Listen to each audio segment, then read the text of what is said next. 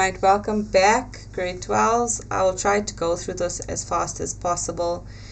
I'll try and give you access to this document for your own research purpose. I'm not going to go through it very, word for word, but more so just skimming through most of the stuff, right? So this is compiled by myself and Avat, and this is the nature and future of human trafficking in South Africa. I found it to be a very interesting article. So it goes over these things: terms of reference, legislative framework, human trafficking in South Africa, broad overview, and what implications might be like for 2030 towards a disruption of current trends, and concluding remarks as well as his references.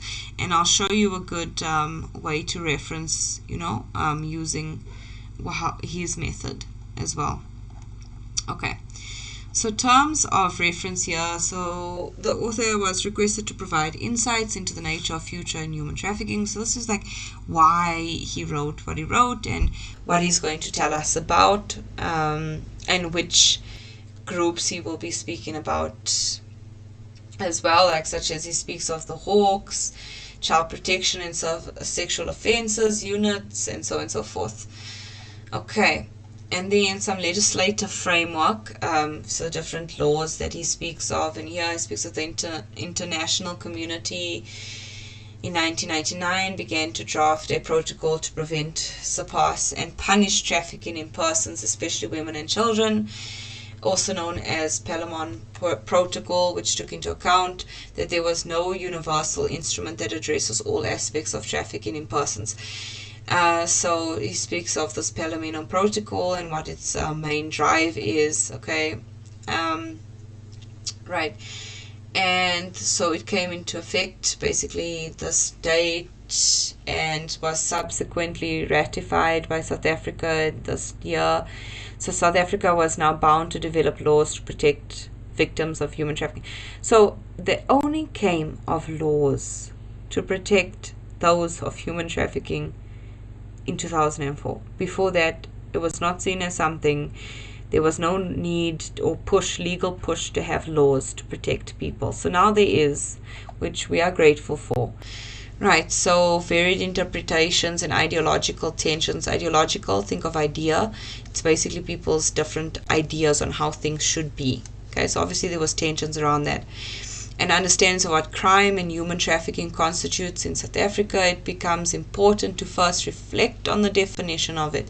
And I agree. So what in terms of infers of the crime of human trafficking? To what extent? What different variations do you get of it as well? So it does take some introspection or reflection. The offence of trafficking in persons is defined by Section 4, Chapter 1, Section 4.1 in Chapter 2 of the Prevention and Combating of Trafficking in Persons. So PACO TIP Act 7 of 2013 is as follows. Any person who delivers, recruits, transports, transfers, harbors, sells, exchanges, leases, or receives another person within or across the borders of the Republic by means of a threat of harm. The threat or use of force or other forms of coercion, the abuse of vulnerability, fraud, deception, abduction, kidnapping, the abuse of power, the direct or indirect giving of receiving of payments. So this goes on and on to discuss the different variations of groups that are affected by this, right? And different people as well. In terms of child, a forced marriage is also one of them. Okay. Also important here is the definition of abuse of vulnerability, as deconstructed in Section 1 of the PACO TIP Act, as a means through which a person can be mobilized for subsequent exploitation. According to this definition, abuse of vulnerability for purposes of Section 4.1 means any abuse that leads to a person to believe that he or she has no reasonable alternative to submit to exploitation, and includes but is not limited to taking advantage of the vulnerable parties, that person resulting from the person having endangered or remained in the public illegally, pregnancy, disability. So going all the ways, people being a person is vulnerable. Okay, so these are all the ways in which someone can be considered a vulnerable individual and should not be taken advantage of.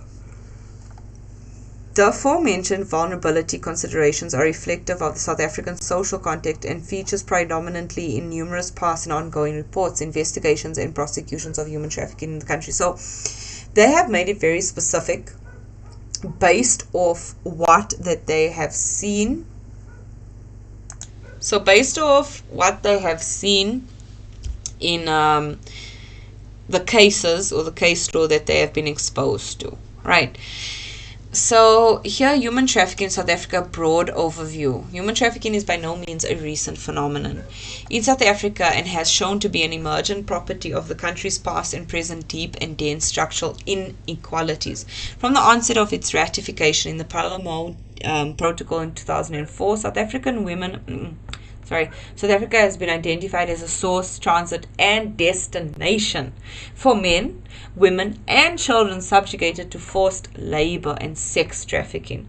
In all of the U.S. TIP reports for the period 2004 and 2017, South Africa has been assigned a Tier 2 ranking in 2004 in the annual U.S. TIP report, regressed to a Tier 2 watch list ranking between 2005 and 2018, and again improved to a Tier 2 ranking in 2009 to 2017.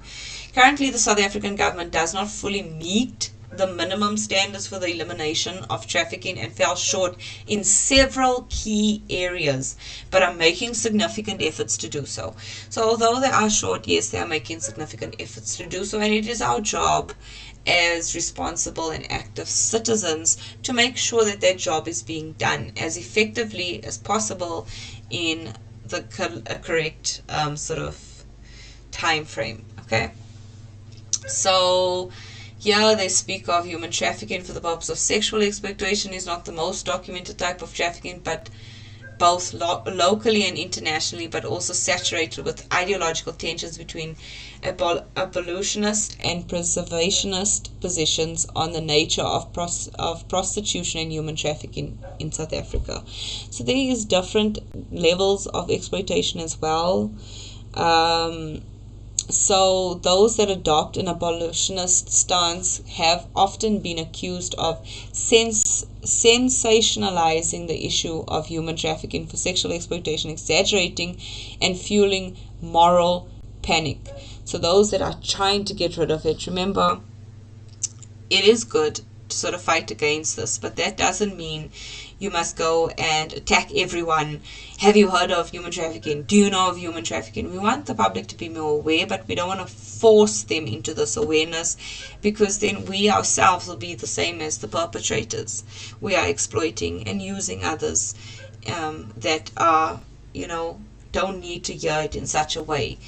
We can just inform them humbly about it. Yes, it is a big problem, and I'm not saying that we should sort of lax on our sort of informing the public, but we should not overburden them and become the enemy in order to fight them. We're not trying to fight fire with fire. We are trying to be the calm that comes after the storm and create identifiable ways forward, right? And this project is one of those, to get you, the youth, and the future of this country more involved, better equipped, better informed to deal with all of these sort of things that are here, right? So despite criticism leveled against these South African studies, they continue to be used to support of sex work documentation.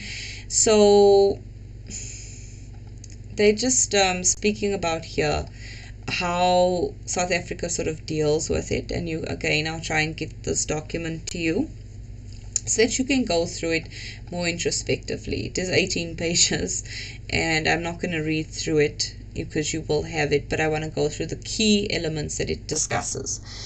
Communities across South Africa have ventilated much frustration and anger about the prevalence and intersection of drugs, prostitution, human trafficking, and a variety of criminal activities. Examples include incidents of public violence in Rosettenville, Mamelodi, Rustenburg, and more recently Krugersdorp. International syndicates involving Nigerian, Thai. So here they speak of the people getting sort of fed up with all of the people that they've identified as part of the country in these areas that have been taking part in different crimes or criminal activity, such as mentioned before. And then the extent and multi-layered realities of labor trafficking, illicit mining, exploitative farm labor, and domestic servitude in South Africa remains largely unexplored. So here they speak of these areas that aren't really seen. We see human trafficking in this broad veil, but there is different elements of it. It's not just human trafficking for sex work, but there's also labor trafficking. So that is like another form of slavery, and these are different things that you can unpack in your research if you want to go into this topic. And you don't have to touch on all of them. You can give examples of all of them here, and for like concise sake, go through two of them. For instance, labor trafficking and illicit mining. Mining is a very big thing in South Africa, specifically in Johannesburg. So it's a great deal that you can speak on this topic. So just moving on from this, it goes into all the different explanations. Yeah, again, I'll try and get this document to you so you'll have it. But you cannot only use this document. Use this document as a platform that will lead you to other pebbles that you could step on. Okay, so one of the most pressing questions that continues to plague practitioners, researchers, and policymakers is how big is the problem? As a hidden and subversive crime, human trafficking does not lend itself to be quantitative, and therefore the quest for reliable statistics will remain an elusive statistical nightmare. So we will never really know how big this problem is, because there is a lot of people protecting it and hiding it, right? So we could maybe start different campaigns to act out, to speak out, right? And they speak of different NGO communities that speak of this as well, and the ideal conditions to make this crime as it is, right? So I will go through in the next part speculation or implications for the future, right? So now that we've unpacked it, I'll go through in the next part, what does it mean for the future?